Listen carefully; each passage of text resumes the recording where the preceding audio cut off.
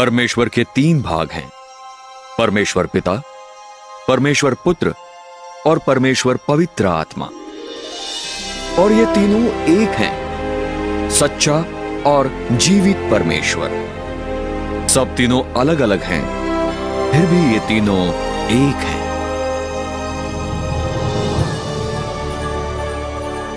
स्वर्ग में एक खूबसूरत स्वर्गदूत था जिसका नाम लूसीफर था, जिसका ऊंचा पद परमेश्वर के सिंहासन की रक्षा करना था। फिर एक दिन घमंड का पाप उसके हृदय में आ गया। वो सर्वशक्तिमान परमेश्वर की तरह बनना चाहता था।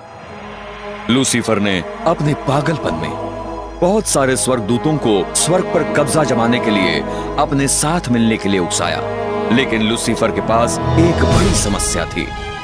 वो तो केवल एक सृष्टि किया हुआ प्राणी था। परमेश्वर ने लूसीफर और सारे विद्रोही स्वर्गदूतों को स्वर्ग से निकाल फेंका। ये गिरे हुए स्वर्गदूत दुष्टात्माएं बन गए और लूसीफर शैतान बन गया। वो सब पृथ्वी ग्रह के सभी ओर बस गए, जो शैतान का प्रक्षेत्र बन गई। पृथ्वी एक अद्भुत नाटक का केंद्र बिंदु बन गई। अब मुख्य खिलाड़ियों में से एक को आगे लाने का समय आ गया था।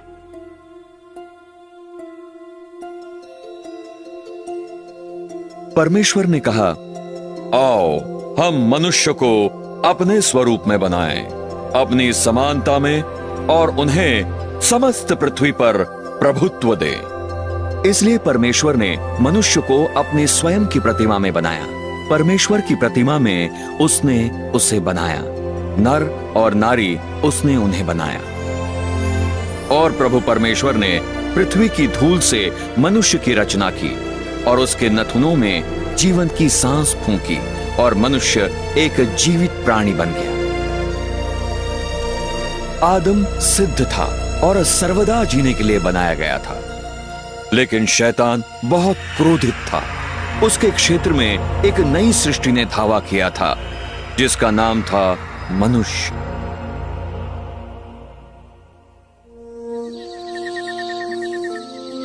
आदम खूबसूरत अदन के बगीचे में रहता था और उसने परमेश्वर पुत्र के द्वारा सृजे हुए सभी पशुओं को नाम दिए। आदम परमेश्वर के साथ मेल में चला और प्रभु ने उसे सभी जीवित प्राणियों पर शासन दिया। परंतु शैतान आदम से नफरत करता था और उसे मरा हुआ देखना चाहता था। और प्रभु परमेश्वर ने मनुष्य को आज्ञा देते हुए कहा, बगीचे के हर वृक्ष का फल तू स्वतंत्रता से खा सकता है, परंतु अच्छे और बुरे के ज्ञान के वृक्ष से तू उससे नहीं खाएगा, क्योंकि जिस दिन तू उसमें से खाएगा तू सचमुच मारा जाएगा। और प्रभु परमेश्वर ने कहा, मनुष्य का अकेला होना अच्छा नहीं है, मैं उसके लिए एक सहायक बनाऊंगा। इसलिए प्रभु ने आदम की पसलियों में से एक से हव्वा की रचना की। बगीचे में उनका जीवन सचमुच स्वर्ग था।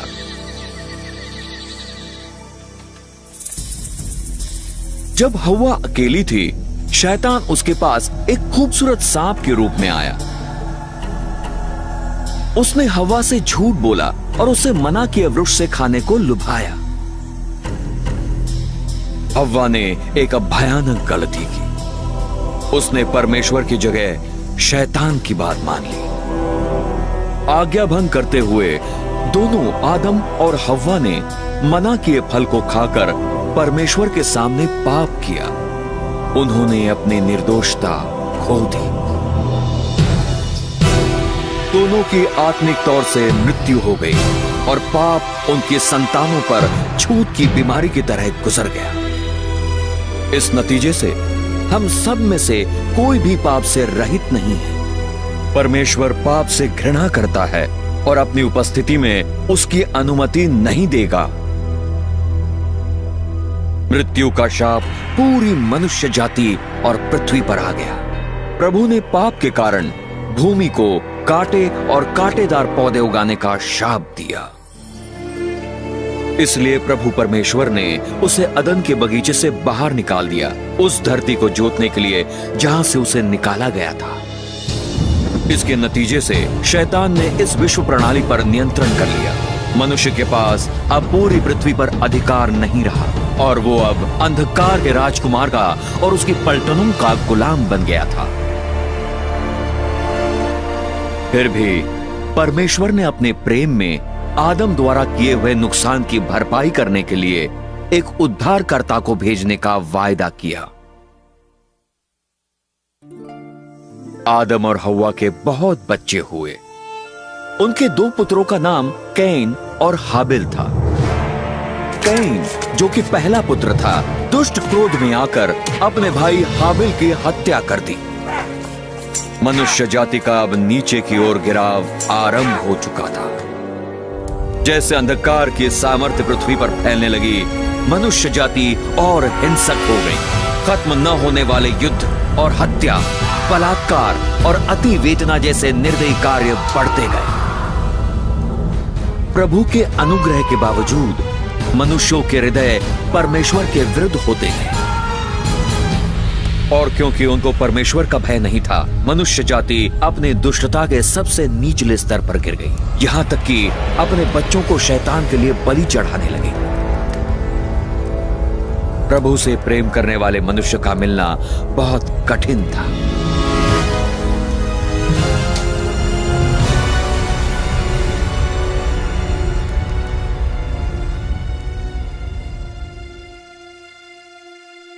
लेकिन एक मनुष्य था, एक विश्वास का मनुष्य, जिसका नाम था अब्राहम। वो परमेश्वर का मित्र था। प्रभु ने अब्राहम को एक पुत्र से आशीषित किया जब उसकी पत्नी 90 वर्ष की थी। वो एक चमत्कारी जन्म था। उस वंश से परमेश्वर के चुने हुए लोग आए, इज़राइल की संतान। जैसे समय बीता, इज़राइल की संतान मिस्रियों के गुलाम बन गए और उन्होंने कठोर दासत्व में 400 वर्षों तक कष्ट उठाया। परमेश्वर ने उनकी मदद के लिए पुकार सुनी। वो उनसे प्रेम करता था और चाहता था कि वो सब उसकी सेवा करें, इसलिए उसने उनको एक उद्धारक भेजा। उसका नाम था मूसा। उसने परमेश्वर का संदेश पृथ्वी के सबसे शक्तिशाली मनुष्य, मिस्र के शासक सामर्थी फिरौन को दिया। मूसा प्रभु के लिए बोला और पुकारा, मेरे लोगों को जाने दे। लेकिन फिरौन ने इनकार कर दिया। इसलिए परमेश्वर ने फिरौन को हार मानने पर मजबूर करने के लिए मिस्र के विरुद्ध विपत्तियां भेजी। परमेश्वर ने सारे पानी को लहू में बदल दिया। मछलियां मर गई और नदी से दुर्गंध आने लगी। मिस्र के लोग क्रोध में पागल हो रहे थे। वो सब पूरे देश में पानी नहीं पी पा रहे थे। फिर भी फिरौन नहीं हिला। उसके बाद दूसरी विपत्तियां आई। मेंढकों ने जमीन ढक ली, उनके मवेशी मर गए और धूल जुओं में बदल गई। मिस्र के लोग भयभीत थे। फिर भी फिरौन का हृदय कठोर होता गया। फिर प्रभु ने मिस्र के लोगों को एक और विपत्ति भेजी, मनुष्य और पशु पर फोड़े। इसके बाद एक और तकलीफ आई। ओले आग में मिले हुए जो पूरे देश में गिरे और उनकी फसल को तबाह कर दिया। मिस्र देश बर्बादी में था।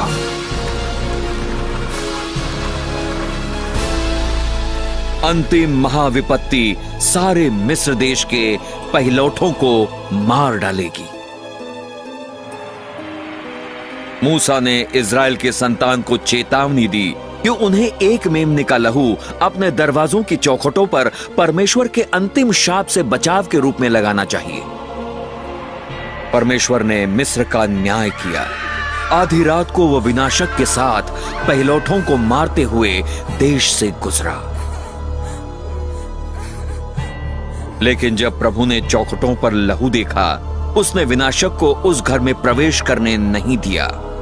वो वहां से होकर गुजरता था। उस रात हर मिस्र के घर में लाशें थीं। पूरा देश क्रोध में पागल हो गया था। फिरौन का पुत्र भी मर चुका था। भोर से पहले फिरौन ने मूसा को आज्ञा दी कि वो इजराइल की संतान को लेकर जाए और प्रभु की सेवा करे। तो परमेश्वर के सामर्थी हाथ के नीचे वो निकल पड़े।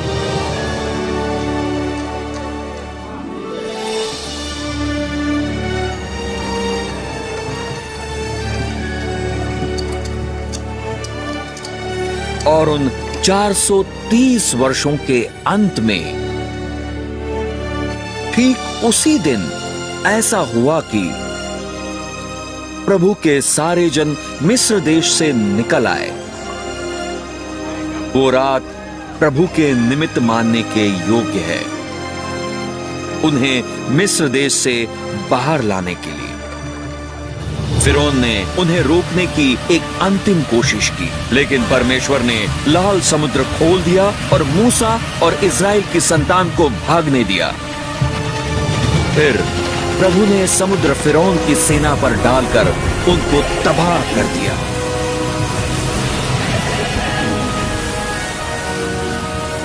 प्रभु ने अपनी महान सामर्थ्य लोगों को दिखाने के लिए अद्भुत आश्चर्य कर्म किए।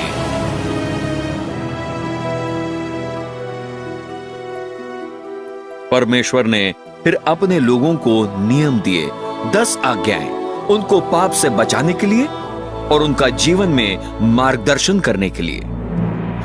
लेकिन इजराइल के संतान ने बगावत की। बाहरी तौर पर वो परमेश्वर की सेवा करते थे, लेकिन अपने हृदयों में नहीं। वो आश्चर्य कर्मों और मिस्र देश के छुटकारे को जल्द ही भूल गए।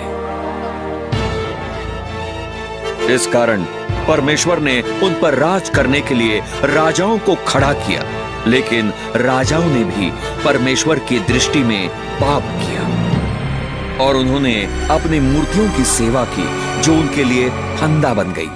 हाँ, उन्होंने अपने बेटे और अपनी बेटियों को दुष्ट आत्माओं को बलिदान चढ़ाया और निर्दोष लहू बहाया। अपने बेटे और बेटियों का लहू, जिनको उन्होंने कनान की मूर्तियों को बलि चढ़ाया, और देश लहू से प्रदूषित हो गया।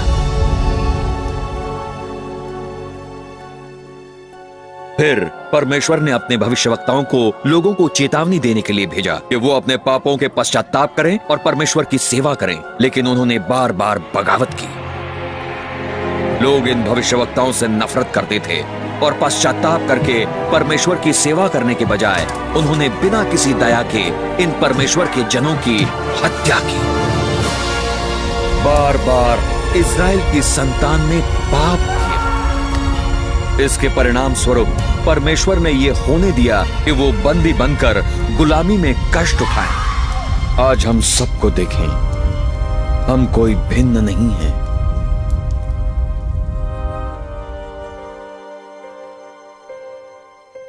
पूरा संसार झूठे लोगों, चोरों, हत्यारों और व्यभिचारियों से भरा है।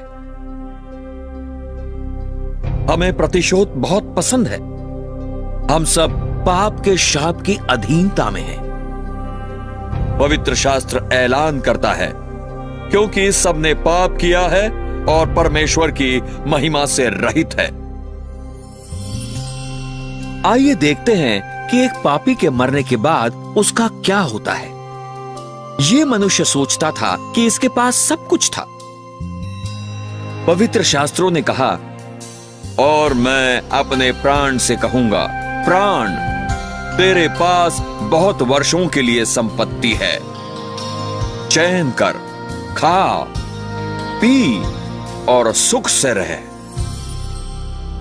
परंतु परमेश्वर ने उससे कहा, हे मूर्ख, इसी रात तेरा प्राण तुझसे ले लिया जाएगा। मनुष्यों का एक बार मरना और उसके बाद न्याय होना नियुक्त है, लेकिन हम सब अशुद्ध वस्तु की तरह हैं और हमारी धार्मिकताएं मैले चिथड़ों के समान है और हम सब पत्ते की तरह मुरझा जाते हैं और हमारे अधर्म के कामों ने हमें वायु की तरह उड़ा दिया है। एक क्रोधित परमेश्वर के हाथों में पड़ना एक डरावनी बात है।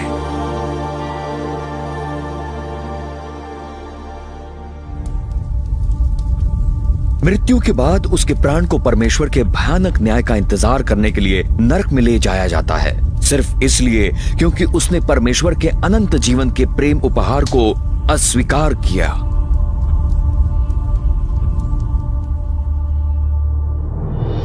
समय आ रहा है, उसे परमेश्वर के न्याय का महान और भयानक दिन कहते हैं, जब सारे जो अपने पापों में मरे हुओं को प्रभु यीशु मसीह के सामने न्याय के लिए उपस्थित होना होगा। परमेश्वर का वचन कहता है, और मैंने एक बड़ा सफेद सिंहासन देखा और उस पर जो बैठा था, जिसके चेहरे से धरती और स्वर्ग भाग गए और उनके लिए कोई स्थान न मिला। और समुद्र ने जो मरे हुए उसमें थे दे दिए, और मृत्यु और नरक ने जो उनमें मरे हुए थे दे दिए। और मैंने मरे हुओं को, छोटे और बड़े, परमेश्वर के सामने खड़ा देखा, और पुस्तकें खोली गई, और एक और पुस्तक खोली गई जो जीवन की पुस्तक है। और मरे हुओं का न्याय उन चीजों से हुआ जो उन पुस्तकों में लिखी थी, उनके कामों के अनुसार। हर निकम्मा शब्द जो मनुष्य कहेंगे, वो उसका न्याय के दिन लेखा देंगे। जब वो पूरा होगा, परमेश्वर एक स्वर्गदूत से जीवन की पुस्तक खोलकर देखने को कहेगा कि आपका नाम उसमें है या नहीं। स्वर्गदूत देखेगा और कहेगा, वो नाम यहां नहीं है प्रभु। और परमेश्वर कहेगा, हे शापित लोगों, मेरे सामने से अनंत आग में चले जाओ, जो शैतान और इसके दूतों के लिए तैयार की गई है। और ये अनंत दंड में चले जाएंगे, परंतु धर्मी अनंत जीवन में। और जिस किसी का नाम जीवन की पुस्तक में लिखा हुआ न मिला, वो आग की झील में डाल दिया गया। बाइबल कहती है, और उनकी पीड़ा का धुआं हमेशा और हमेशा के लिए ऊपर उठता रहता है, और उन्हें ना दिन ना रात चैन नहीं रहता, हमेशा के लिए।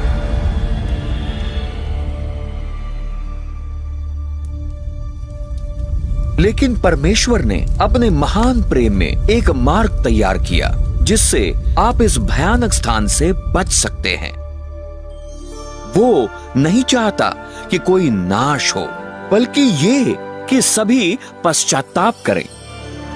परमेश्वर आपसे प्रेम करता है और चाहता है कि आप उसके साथ स्वर्ग में रहें, और उसने आपके वहां जाने और नरक से बचने के लिए एक मार्ग बनाया है। और वो मार्ग वायदे के अनुसार आने वाले मुक्तिदाता के द्वारा है।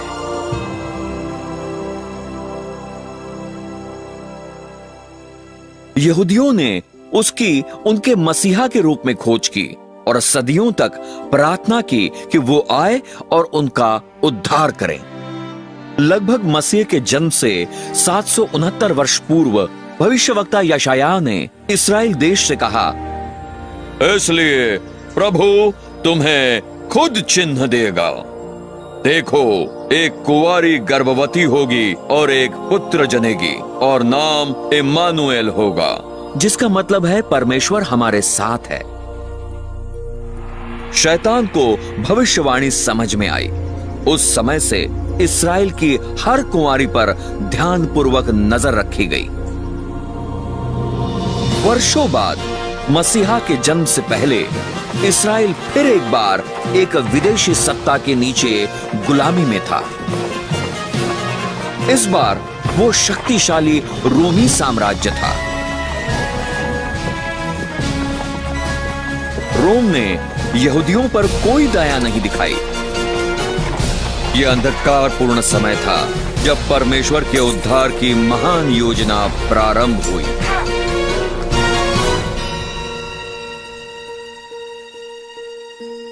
जब जिब्राइल स्वर्ग में ऊंचे ओहदे वाले स्वर्गदूतों में से एक ने पृथ्वी के वायुमंडल में प्रवेश किया, अंधकार की शक्तियां उत्तेजित हो गईं और समझ गईं कि परमेश्वर का कार्यक्रम शुरू हो चुका था। जिब्राइल नाजरत नगर में मरियम से मिलने आया, जो एक कुंवारी थी, उसे एक संदेश देने के लिए जो संसार को हमेशा के लिए बदल देगा। मरियम स्वर्गदूत के प्रकट होने पर चकित हो गई। उसने उससे कहा, देख, तू अपने गर्भ से गर्भवती होगी और एक पुत्र जनेगी और उसका नाम रखेगी यीशु। वो महान होगा और परम प्रधान का पुत्र कहलाएगा और उसके राज्य का अंत ना होगा। और मरियम ने कहा, ये कैसे होगा? मैं तो किसी पुरुष को नहीं जानती। पवित्र आत्मा तुझ पर उतरेगा और परम प्रधान की सामर्थ्य तुझ पर छाया करेगी, इसलिए वो जो पवित्र तुझसे उत्पन्न होगा परमेश्वर का पुत्र कहलाएगा। और मरियम ने जिब्राइल पर विश्वास किया और कहा, मेरे साथ तेरे वचन के अनुसार हो।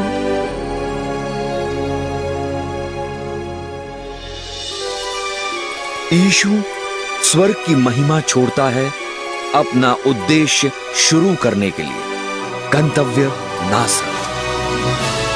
पवित्र आत्मा कुंवारी मरियम पर छाया करता है और वो गर्भवती होती है। उसके शरीर में संसार का सृष्टिकर्ता एक शिशु के रूप में परिवर्तित हो रहा है।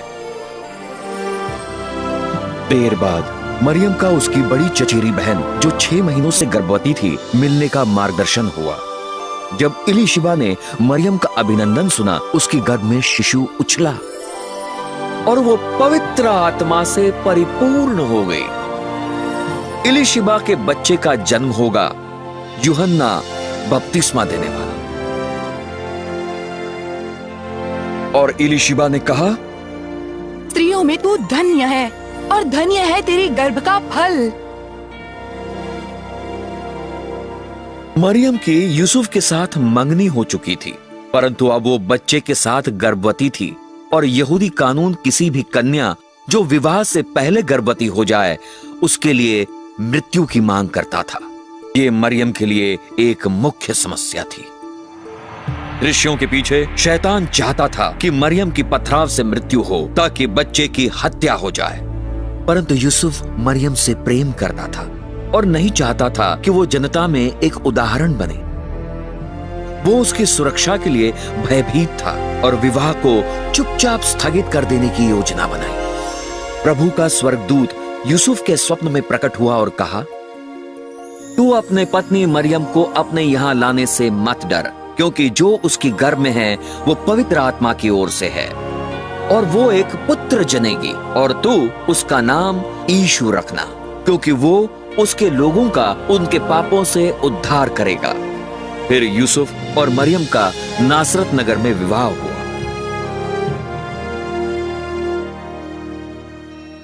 शैतान ने रोम में ऑगुस्तुस कैसर को पूरे संसार पर कर लगाने के लिए उत्तेजित किया।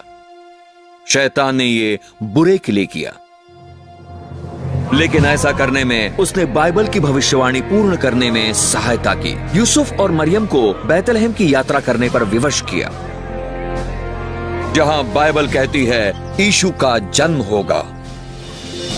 बैतलहम यूसुफ का भी जन्म स्थान था और ये वो जगह थी जहां उसे कर निर्धारण के लिए नाम दर्ज करना था।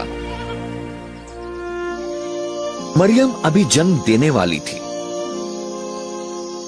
शैतान आशा कर रहा था कि उस लंबी यात्रा पर एक दुर्घटना होगी, लेकिन सब परमेश्वर के नियंत्रण में था और वो अपना पहलौठा पुत्र जनी और उसे लपेटने वाले कपड़ों में लपेटा और उसे चरनी में रखा, क्योंकि उनके लिए सराय में कोई जगह न थी।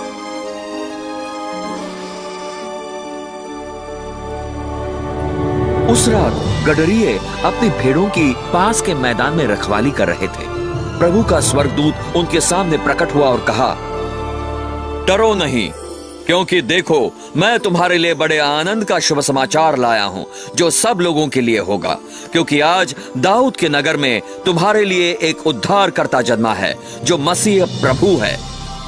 और एकाएक उस स्वर्गदूत के साथ स्वर्गीय झुंड का समूह परमेश्वर की स्तुति करने लगा।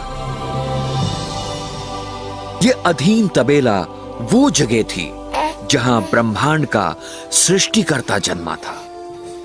बाइबल कहती है वो संसार में था और संसार उसके द्वारा बनाया गया था और संसार ने उसको नहीं जाना।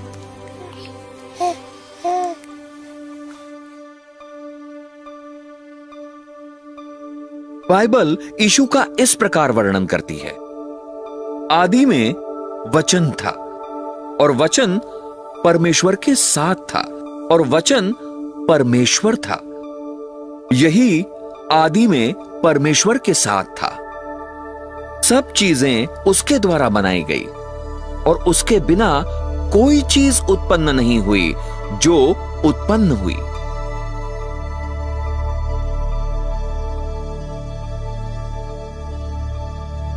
और जब बच्चे के खतना के 8 दिन पूरे हुए, उसका नाम यीशु रखा गया, जो नाम उसके गर्भ में गर्भधारण से पहले स्वर्गदूत द्वारा दिया गया था। यहूदी कानून के अनुसार मरियम ने श्रद्धापूर्वक 2 कबूतरों को पाप के बलिदान के लिए दिया। हालांकि परमेश्वर ने मरियम को इतने ऊंचे आदर के लिए चुना था। मरियम जानती थी कि वो एक पापी थी और समझती थी उसका बच्चा यीशु उसका उद्धारक होगा। मंदिर में शमौन नाम का एक आदरणीय मनुष्य था। बाइबल कहती है, और पवित्र आत्मा द्वारा उस पर प्रकट हुआ था कि वो प्रभु के मसीह को देखने से पहले मृत्यु को नहीं देखेगा। उसने बच्चे यीशु को अपने हाथों में लिया और कहा, मेरी आंखों ने तेरा उद्धार देख लिया है। प्रभु यीशु के जन्म पर एक तारा स्वर्ग में प्रकट हुआ और पूर्व से विद्वान उपहारों को उठाते हुए तारे के पीछे चले। वो 2 वर्ष की यात्रा होगी इससे पहले कि वो यरूशलेम पहुंचे।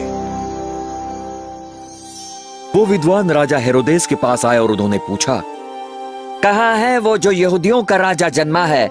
क्योंकि हमने उसका तारा पूर्व में देखा है और उसकी आराधना करने आए हैं। और जब हेरोदेस ने ये बातें सुनी, वो व्याकुल हो उठा और पूरा यरूशलेम उसके साथ। और जब उसने लोगों के सारे मुख्य याजकों और शास्त्रियों को एक साथ इकट्ठा किया, उसने उनसे पूछा कि मसीह का जन्म कहां होना चाहिए, और उन्होंने उससे कहा, यहूदिया के बैथलेहम में। जब उन्होंने राजा की बात सुनी, वो चले गए और देखो, वो तारा जो उन्होंने पूर्व में देखा था उनके आगे गया, जब तक वो आया और खड़ा हुआ जहां पर वो जवान बच्चा था। और जब वो घर के भीतर आए, उन्होंने नवाब बच्चे को मरियम उसकी मां के साथ देखा और गिरकर उसकी आराधना की। और जब उन्होंने अपने कोष खोले, उन्होंने उसे उपहार भेंट किए, सोना, लोबान और गंधरस। और परमेश्वर से स्वप्न में चेतावनी पाकर कि वो हेरोदेस के पास न जाएं, वो अपने देश दूसरे रास्ते से लौट गए।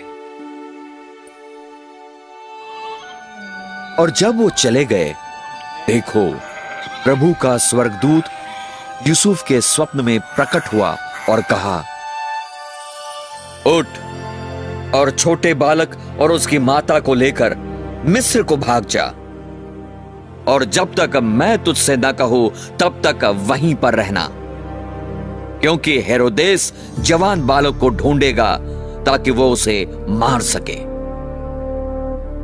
जब वो उठा, उसने छोटे बालक और उसकी माता को रात में लिया और मिस्र में चला गया।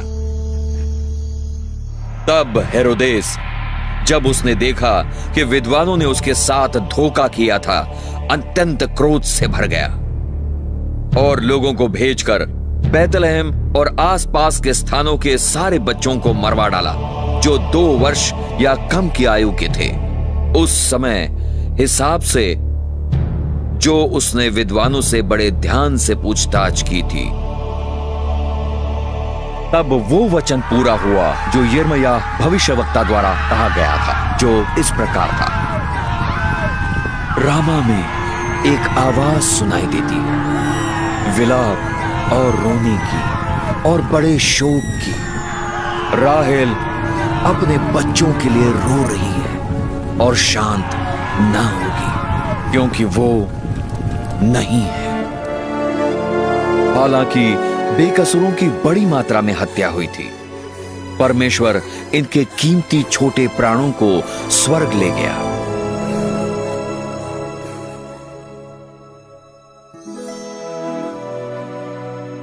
राजा हेरोदेस के मरने के बाद परिवार नासरत में वापस चला गया और वो बालक बड़ा हुआ और आत्मा में बढ़ा, ज्ञान से भरपूर, और परमेश्वर का अनुग्रह उस पर था।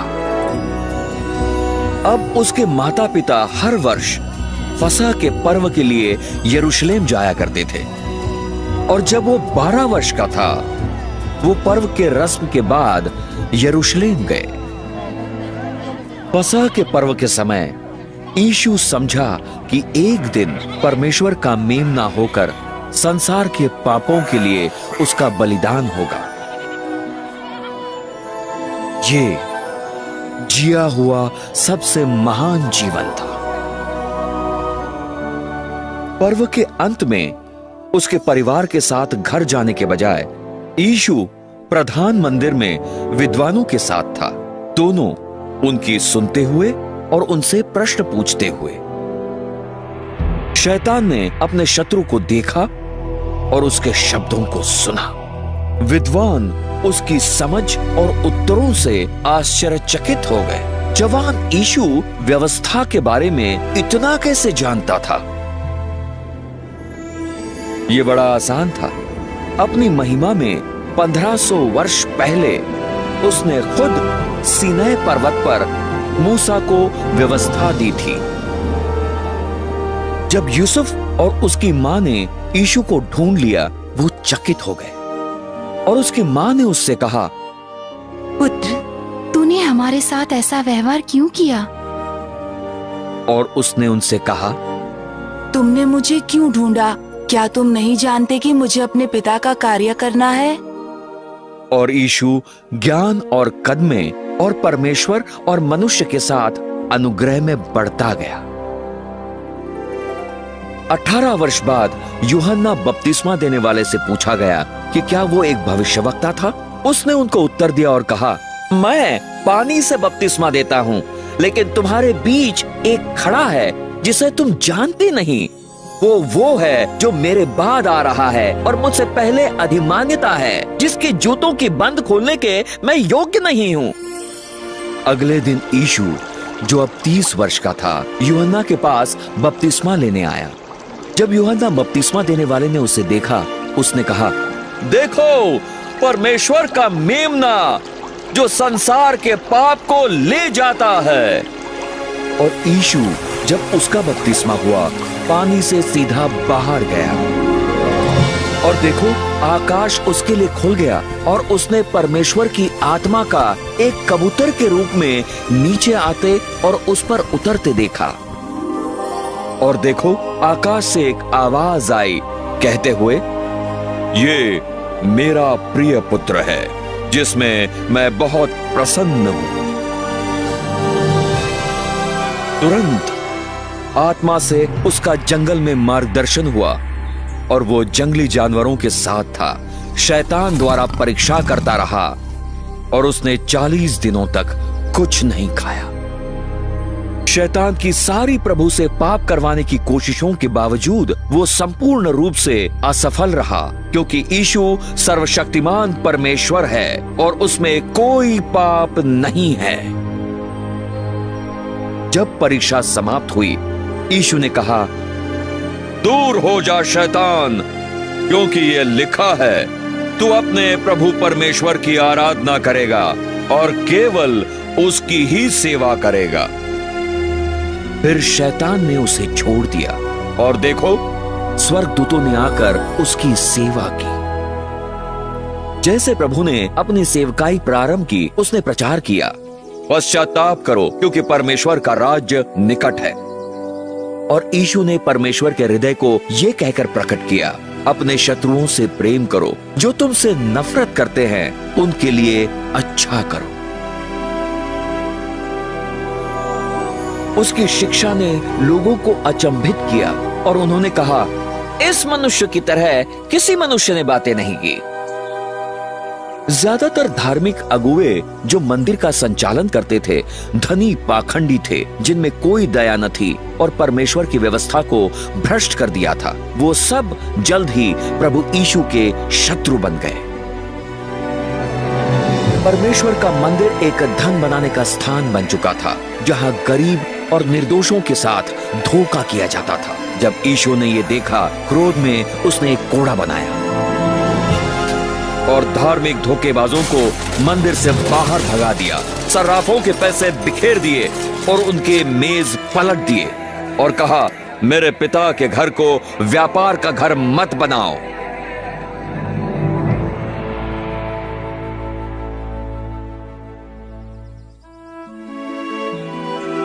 यीशु महान आश्चर्यकर्मी था। बाइबल कहती है, देखो, वहां एक कोढ़ी आया और उसकी आराधना करते हुए कहा, प्रभु, यदि तू चाहे तो मुझे शुद्ध कर सकता है। और यीशु ने अपना हाथ आगे किया और उसे छुआ, कहते हुए, मैं चाहता हूं, तू शुद्ध हो जा। और तुरंत ही उसका कोढ़ शुद्ध हो गया। प्रभु को उसके पीछे चलने वाली भूखी भीड़ पर तरस आया और अपनी आश्चर्यकर्म सामर्थ्य से उसने 5000 पुरुषों और उनके परिवारों को केवल 2 मछलियां और 5 रोटी के टुकड़ों से खिलाया। और यीशु आगे गया और उसने एक बड़ी भीड़ को देखा और उसे उन पर तरस आया और उसने उनके रोगियों को चंगा किया।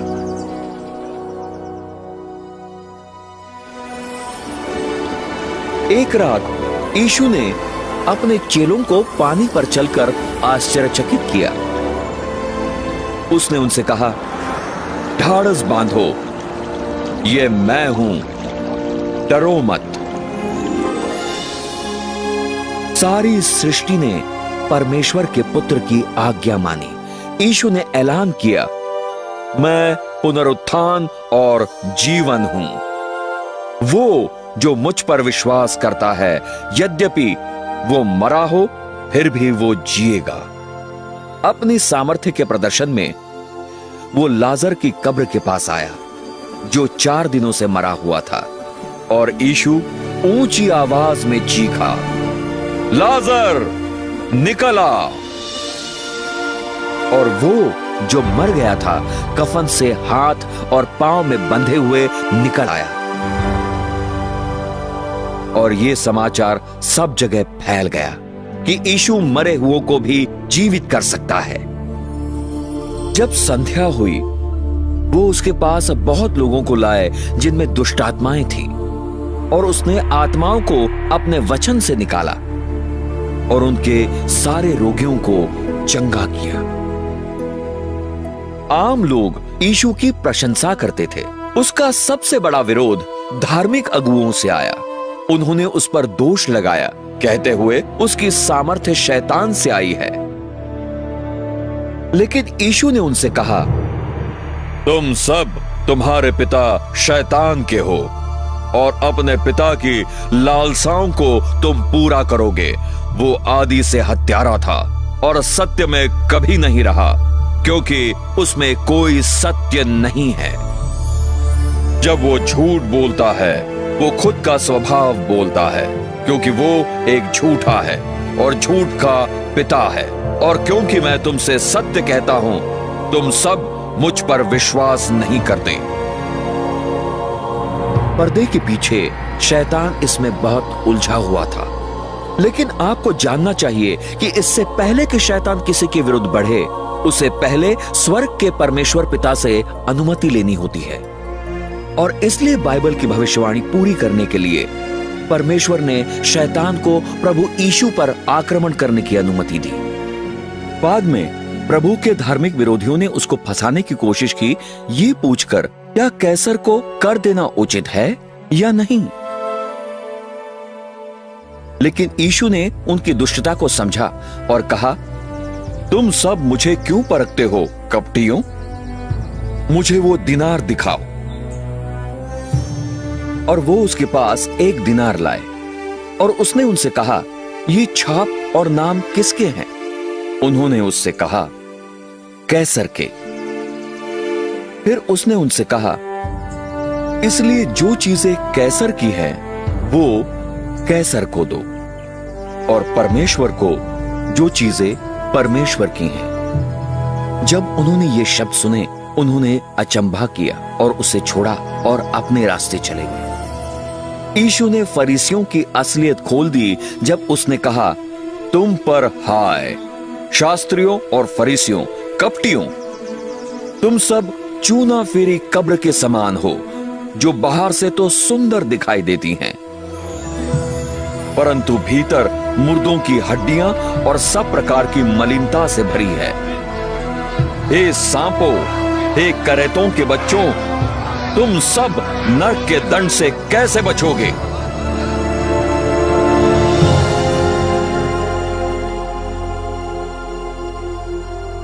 यीशु ने कहा, क्योंकि परमेश्वर ने अपने पुत्र को संसार में इसलिए नहीं भेजा कि वह संसार को दंड की आज्ञा दे, बल्कि ये कि संसार उसके द्वारा उद्धार पाए। वो जो उस पर विश्वास करता है, उस पर दंड की आज्ञा नहीं होती, परंतु जो उस पर विश्वास नहीं करता, वो पहले ही दोषी ठहर चुका है, क्योंकि उसने परमेश्वर के इकलौते पुत्र के नाम पर विश्वास नहीं किया। यीशु ने भीड़ से कहा, वो जो मेरा वचन सुनता है और मेरे भेजने वाले पर विश्वास करता है, उसके पास अनंत जीवन है और उस पर दंड की आज्ञा नहीं होती, लेकिन मृत्यु से जीवन में गुजर जाता है। उसमें जीवन था और वो जीवन मनुष्यों की ज्योति था। प्रभु यीशु ने धार्मिक स्थापना में बड़े झटके दिए जब उसने कहा, मार्ग, सत्य और जीवन मैं ही हूं, बिना मेरे द्वारा कोई मनुष्य पिता के पास नहीं आता। उसके द्वारा पूरे विश्व को ऐलान किया कि वही स्वर्ग पहुंचने का एकमात्र मार्ग है। उन शब्दों ने धार्मिक संसार को पलट दिया। वो यीशु से वो शब्द कहने के लिए नफरत करते थे और आज भी बहुत लोग उन शब्दों से नफरत करते हैं। मसीहा की सेवकाई समाप्त होने आ रही थी। भविष्यवक्ता दानियेल ने ठीक उसी दिन की भविष्यवाणी की थी जब मसीहा यरूशलेम में होशन्ना के शोर से प्रवेश करेगा।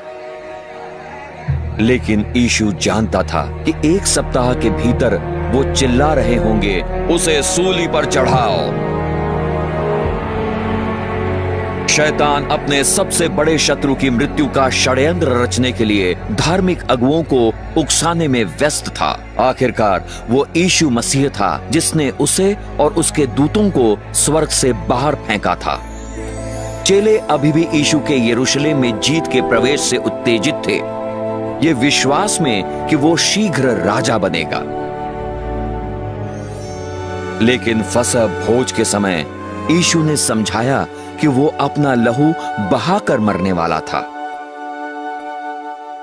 यीशु ने कुछ रोटी और दाखरस लिया जो होने वाला था उसके चिन्ह के रूप में। उसने कुछ रोटी तोड़ी जो उसकी देह को दर्शाती थी, जो सूली पर तोड़ी जाने वाली थी, ना हो गई। भोज के बाद शैतान ने अपनी चाल चल दी। उसने यहूदा इस्करियोती के नाम के चेले का प्रयोग किया इसके शरीर में प्रवेश करके। उसके बाद जो हुआ, उसने यहूदा को इतिहास का सबसे बड़ा विश्वासघातक बना दिया। यहूदा प्रभु को धोखा देने के लिए प्रधान याजकों के पास गया।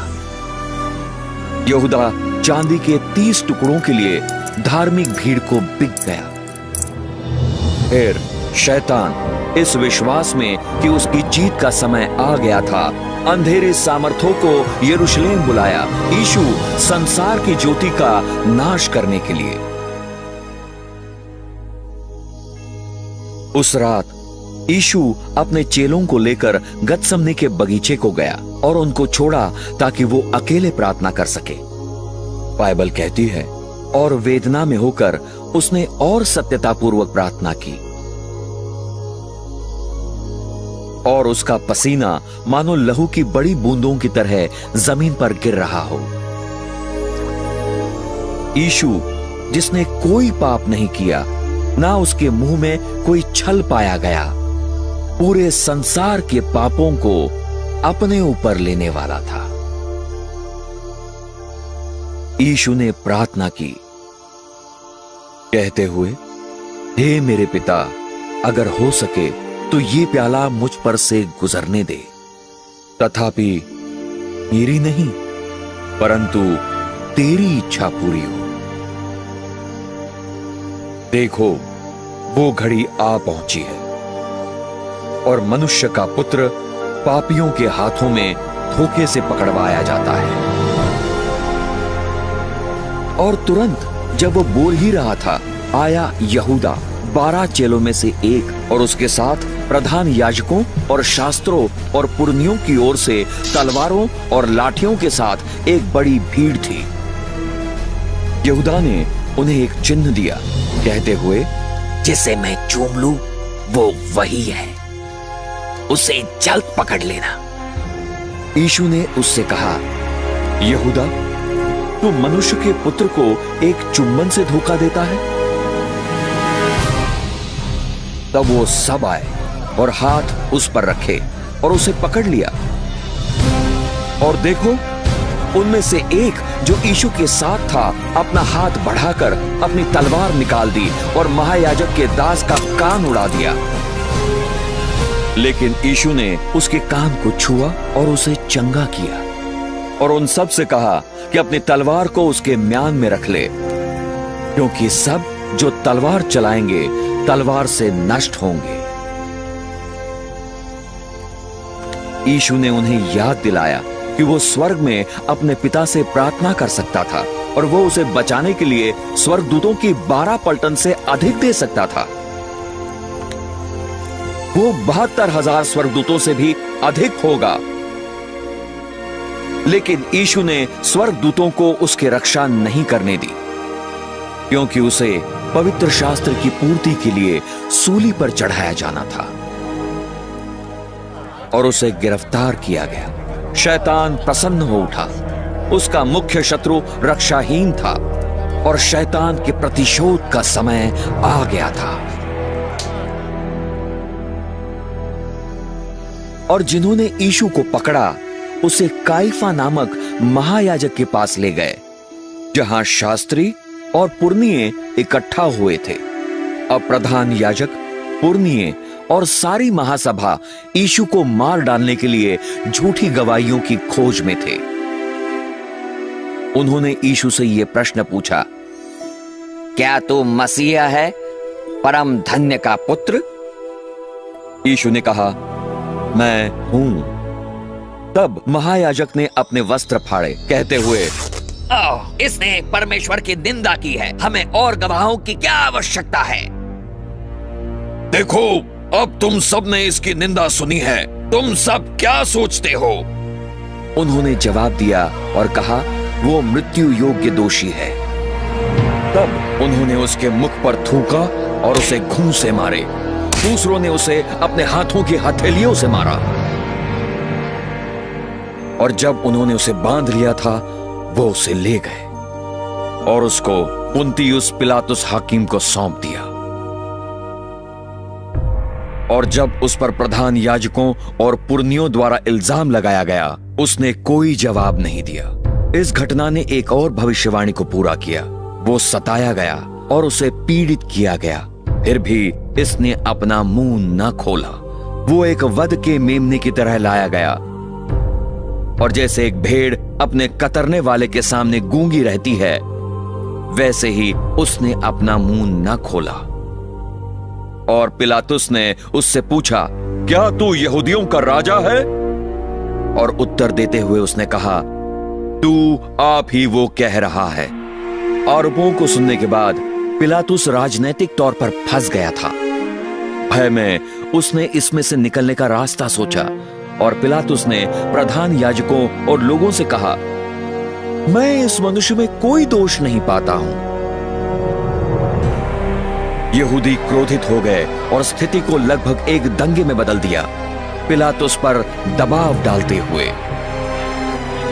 ये एक खास यहूदी पर्व का दिन था, और पिलातुस जानता था कि इस समय एक कैदी को छोड़ना एक रस्म थी। पिलातुस चाहता था कि यीशु छूट जाए, और सिपाहियों ने लोगों के सामने बरअब्बा नाम के एक हत्यारे को लाया।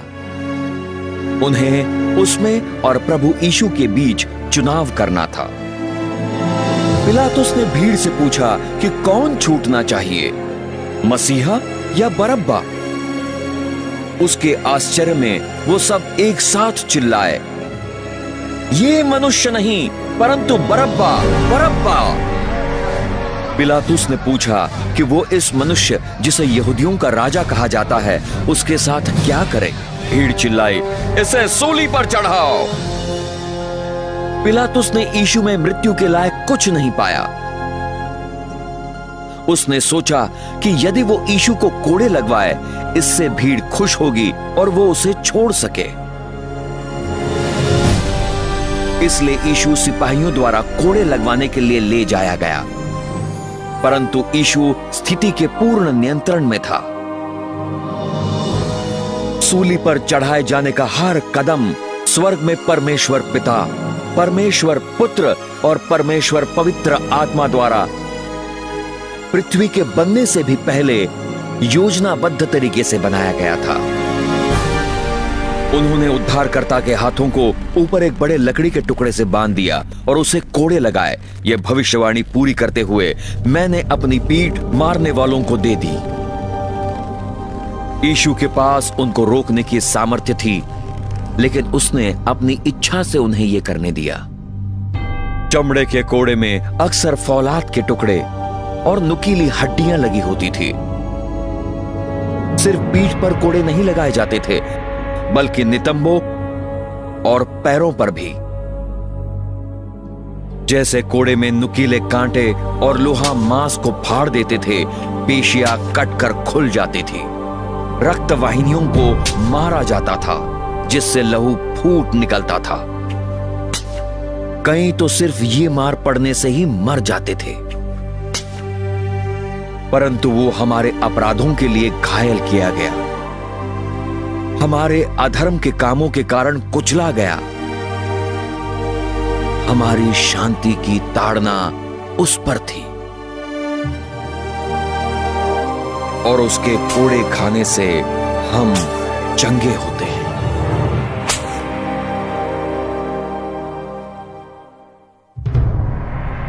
याद है आपको, जब परमेश्वर ने पृथ्वी को पाप के कारण कांटों से शापित किया था, सिपाहियों ने एक जहरीले कांटों का ताज बनाया और उसके सिर पर निचोड़ दिया, जिससे बहुत पीड़ा, सूजन और लहू का बहना उत्पन्न हुआ। यीशु हमारे लिए पाप का बलिदान बनने वाला था। कांटों का ताज पाप की भयानकता को दर्शाता है, और उन्होंने उसके वस्त्र फाड़ दिए और उस पर एक बैंगनी रंग का चोला डाल दिया। उन्होंने इसके दाहिने हाथ में एक सरकंडा डाल दिया, अपना घुटना उसके सामने झुकाया और उसका ठट्टा उड़ाते हुए कहा, जय हो यहूदियों का राजा। हर सिपाही ने यीशु को चेहरे में बिना दया के अपने घूंसों से मारा और उसे उसके सिर पर सरकंडे से ठोका। उन्होंने परमेश्वर के मेमने पर थूका, ये पवित्र शास्त्र पूरा करते हुए। मैंने अपना चेहरा शर्म और थूकने से नहीं छिपाया। वो तुच्छ जाना जाता है और मनुष्यों का त्यागा हुआ है, एक दुखों का मनुष्य और संताप से जाना पहचाना हुआ। यीशु को हाकिम पुन्तियुस पिलातुस के पास लौटाया गया, जिसने अभिमान से कहा कि केवल उसी के पास यीशु को सूली पर चढ़ाने या छोड़ने का अधिकार था। लेकिन प्रभु ने उसे उत्तर दिया, तेरे पास मेरे विरुद्ध कोई अधिकार नहीं हो सकता, छोड़, तुझे वो ऊपर से दिया जाए। यीशु ने पहले कहा था, मैं अपने प्राण देता हूं ताकि मैं उसे फिर से ले लूं। कोई मनुष्य मुझसे वो नहीं लेता है, परंतु मैं उसे स्वयं दे देता हूं। तब से पिलातुस ने यीशु को छुड़ाने का तरीका ढूंढा, परंतु यहूदियों ने कहा, अगर तू इस मनुष्य को जाने देता है, तू कैसर का मित्र नहीं है। जो कोई अपने आप को राजा बनाता है, कैसर के विरुद्ध बोलता है। शैतान ने भीड़ के मनोभाव को यीशु के लिए पूरी नफरत के रूप में उकसाया। शैतान को विश्वास था कि स्थिति उसके पूरे नियंत्रण में थी, ऐसा न था। अनजाने में शैतान एक कठपुतली था जो परमेश्वर के हाथों में आता जा रहा था। उसे बिल्कुल अंदाजा नहीं था कि उसके काम बाइबल की भविष्यवाणी को पूरा कर रहे थे। अंतिम बार पिलातुस ने कहा, देखो तुम्हारा राजा। प्रधान याजक ने कहा, हमारा कैसर के सिवाय कोई राजा नहीं है। शोर मचाती भीड़ चिल्लाती रही, उसे सूली पर चढ़ाओ, उसे सूली पर चढ़ाओ। जब पिलातुस ने देखा कि स्थिति उसके नियंत्रण से बाहर हो चुकी है, उसने पानी लिया और भीड़ के सामने अपने हाथों को धो लिया, ये कहते हुए, मैं इस सच्चे व्यक्ति के लहू के लिए निर्दोष हूं। फिर सब लोगों ने जवाब दिया और कहा, उसका लहू हम पर और हमारे बच्चों पर हो। परमेश्वर ने उनको उनके शब्दों पर ले लिया और वो तब से दुख उठा रहे हैं। फिर पिलातुस ने यीशु को सूली पर चढ़ाने के लिए दे दिया और वो इसे ले गए। उसका मांस धागों की तरह लटका हुआ 45 किलो की सूली उठाने को कहा जाता है, लगभग 595 मीटर दूर मरने के स्थान तक, गुलगाथा।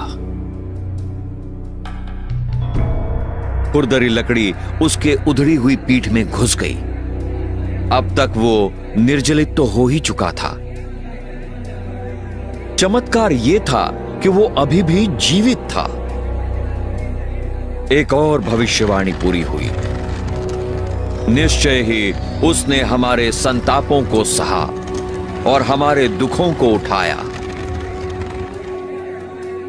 तो भी हमने उसे परमेश्वर का मारा, कूटा और पीड़ित हुआ समझा। एक और भविष्यवाणी पूरी हुई। मैंने अपनी पीठ मारने वालों को दे दी और मेरी गालें उनको जिन्होंने मेरे बाल उखाड़ दिए। मैंने अपना चेहरा शर्म और थूकने से नहीं छिपाया।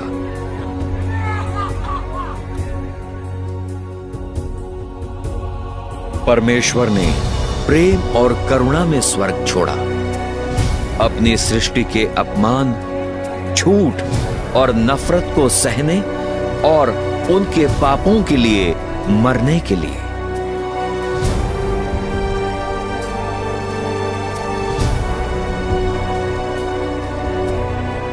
स्वर्गदूतों ने भय के साथ देखा। अब तक उसका चेहरा फटी कोशिका का ढेर बन गया था। वो कांटे जो इतने सूजन और दर्द भरे दूषण का कारण थे, बिल्कुल सूजे हुए मांस से ढक गए थे कि वो अब मनुष्य की तरह दिखता ही नहीं था। ये होने से सदियों पहले से ही भजन संहिता लिखने वाले ने प्रभु यीशु के बारे में ये शब्दों की भविष्यवाणी की थी। क्योंकि कुत्तों ने मुझे घेर लिया है, दुष्टों की मंडली ने मुझे घेरा हुआ है। उन्होंने मेरे हाथों को छेदा और मेरे पांवों को। यीशु ने खुद कहा, और अगर मैं धरती से उठाया जाऊंगा, सब मनुष्यों को अपनी ओर खींच लूंगा।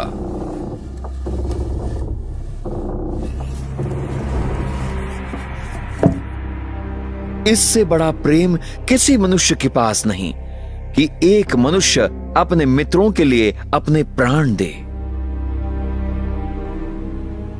और उसके साथ उन्होंने 2 चोरों को सूली पर चढ़ाया, एक उसके दाहिनी ओर और दूसरा उसके बाईं ओर। और पवित्र शास्त्र की पूर्ति हुई जो कहता है, वो अपराधियों के संग गिना गया। सिपाहियों ने प्रभु के कपड़ों के लिए पंची डाली। नम्र यीशु को पूरी दुनिया को देखने के लिए कपड़े फाड़कर नंगा कर नीचा दिखाया गया।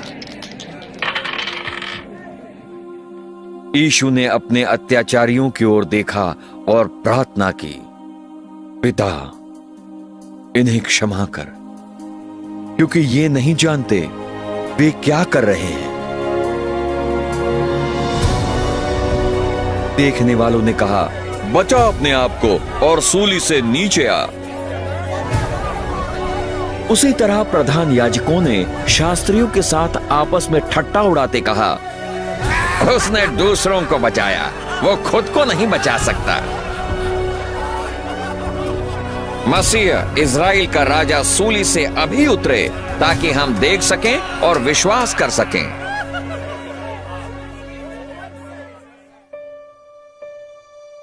सूली पर चढ़ाए जाने की भयानकता का चिकित्सक संबंधी वर्णन एक योग चिकित्सक ने किया, जिसने कहा, यह सबसे अत्यंत पीड़ा देने वाली मौत थी जिसका एक मनुष्य सामना कर सकता है। उसे सांस लेने के लिए अपने आप को सहारा देना पड़ा। भयंकर दर्द जो कीलों से कलाई की मध्य नस को लगने से होता है, उसके हाथों को तड़का देता है, उसके मस्तिष्क और उसके रीढ़ में। कील जो उसके पैर के घुटिका और पांव के अंगूठे के बीच के हड्डियों से जलकर जाती है, उसके शरीर को सीधा करती है। फिर उसके पांव की मांसपेशियां मुड़ती हैं और उसके शरीर को नीचे की ओर खींचती हैं, उसको सूली की तरफ पीटते हुए। हवा अंदर ली जाती है, लेकिन जब तक कार्बन डाइऑक्साइड का फेफड़ों और खून में गठन शरीर की मरोड़ों को दूर करने के लिए सांस को उकसाता नहीं, बाहर नहीं निकाली जा सकती।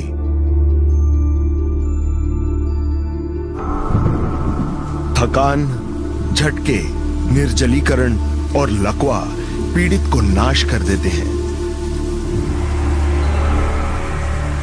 हृदय कठिनाई से गाढ़ा खून भेजता है, क्योंकि उसके करोड़ों कोषाणु एक एक करके मर रहे हैं। हमारे पापों ने यीशु को सूली पर भेजा।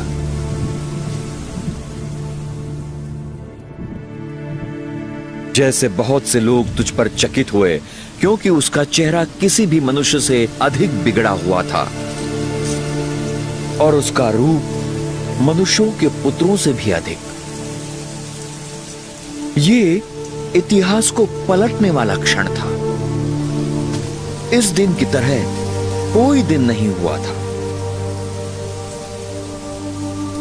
क्योंकि परमेश्वर ने संसार से ऐसा प्रेम किया कि उसने अपना इकलौता पुत्र दे दिया, ताकि जो कोई उस पर विश्वास करे नाश ना हो, परंतु अनंत जीवन पाए। सूली पर जो यीशु ने उस भयानक दिन पर लहू बहाया, वो मनुष्य का लहू नहीं था, वो परमेश्वर का बेशकीमती लहू था। एकमात्र चीज जो हमारे पापों को धो सकती थी। यीशु ने ये सब आपके लिए क्यों सहा? क्योंकि वो आपसे प्रेम करता है।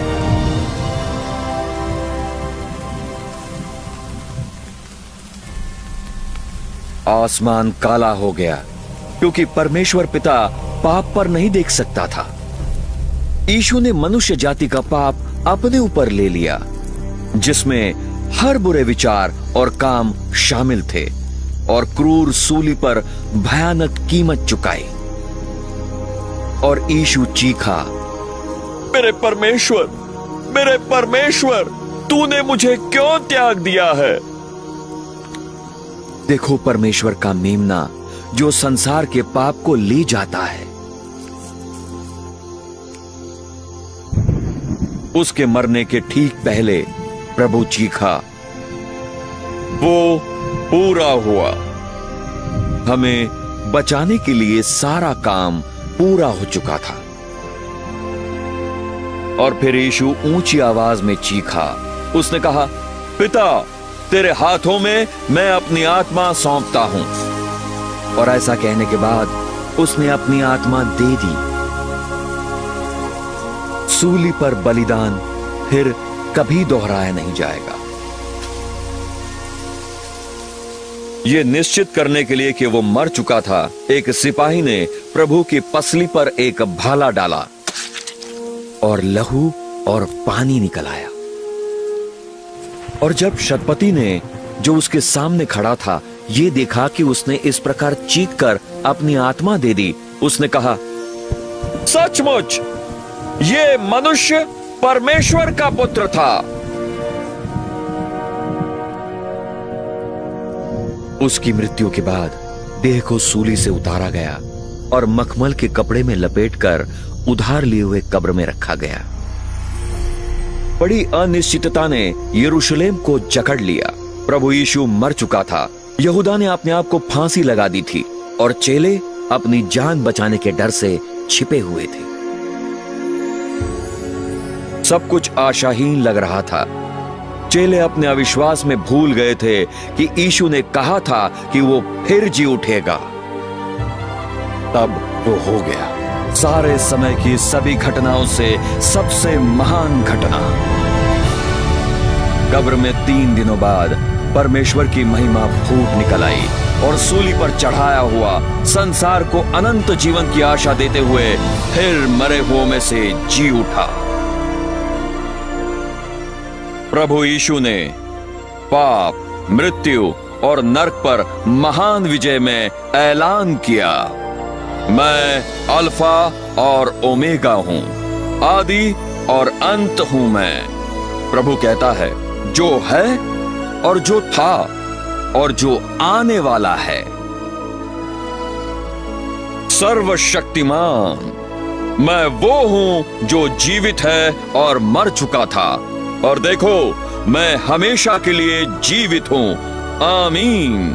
और नरक और मृत्यु की चाबियां मेरे पास हैं। सवेरे सप्ताह के पहले दिन पर महिलाएं यीशु की देह का अभिषेक करने के लिए मसाला लाई।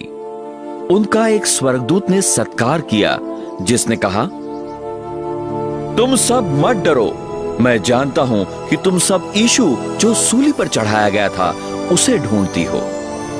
वो यहां नहीं है, वो अपने वचनानुसार जीवित है। जल्दी जाओ और उसके चेलों से कहो।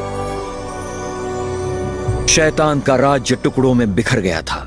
अपने पागलपन में शैतान हार चुका था। एक पुनर्जीवित मसीह का मतलब था शैतान के दिनों की गिनती शुरू हो चुकी थी। शैतान ने सर्वशक्तिमान परमेश्वर की शक्ति को कम समझा। अगर उसे यह पता होता, वो कभी प्रभु को सूली पर नहीं चढ़ाता। पुनर्जीवित यीशु 500 गवाहों द्वारा देखा गया। उसके चेले बहुत आनंदित हुए। प्रभु ने उनको ये सीधी आज्ञा दी, जाओ तुम सब पूरे संसार में और हर प्राणियों को सुसमाचार प्रचार करो।